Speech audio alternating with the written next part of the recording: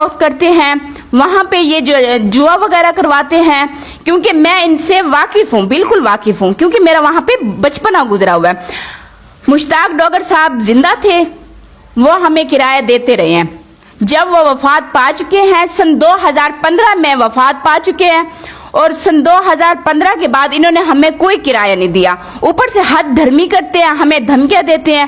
اور ملک ساجد صاحب پہ انہوں نے الزام لگایا ہے، جو 2 لاکھ روپیہ مانگے ہیں، وہ پروف دکھائیں کہ کب مانگے ہیں، کوئی کال، کوئی ریکارڈ، کوئی چیز تو ان کے پاس ہوگا نا۔ انہوں نے کوئی ایسا، یہ صرف پروپیگنڈا ہے، صرف جھوٹ الزامات ہیں۔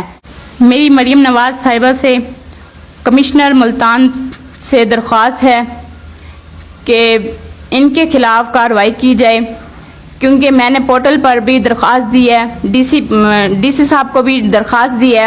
اس کے بعد مجھے ہراساں کیا جاتا ہے، میرا پیچھا کیا جاتا ہے، مجھے دھمکایا جاتا ہے، اور یہ 3-4 دن ہو گئے مسلسل یہ جو ہے نا میرے پیچھے ہی لگے ہوئے ہیں، اور مجھے کہتے ہیں کہ جو تمہارا چھوٹا بھائی ہے اب اس کو بھی ہم لاپتہ کروائیں گے اگر تم پیچھے نہیں ہٹے تو، اور ہم یہاں ہماری ہی جزیات ہے، یہ ہم بیٹھیں گے اور ہمیں یہاں سے کوئی بھی نہیں اٹھا سکتا۔ یہ ان کے بقول یہ مجھے کہتے ہیں، یہ مجھے دھمکاتے ہیں۔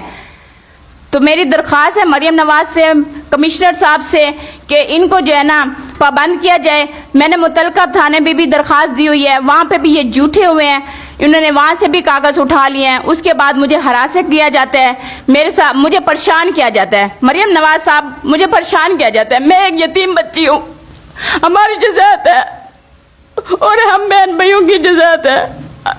میں آپ سے ریکویسٹ کرتی ہوں ہماری جزیات ہمیں دلوا دیں۔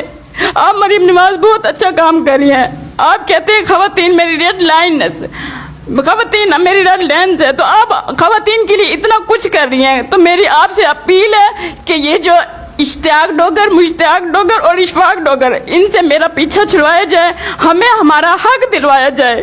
میرے والد صاحب اس دنیا سے چلے گئے ہیں، ہم بہت یتیم بچے ہیں، ہم پہ رحم کیا جائے، ہم بہت غریب ہیں۔ ہم نے جب بھی ان کے لیے آواز اٹھائی، ریکویسٹ کی ان سے، لیکن ہماری ان سے کوئی دشمنی نہیں ہے، ہمیں ہمارا حق دلوایا جائے۔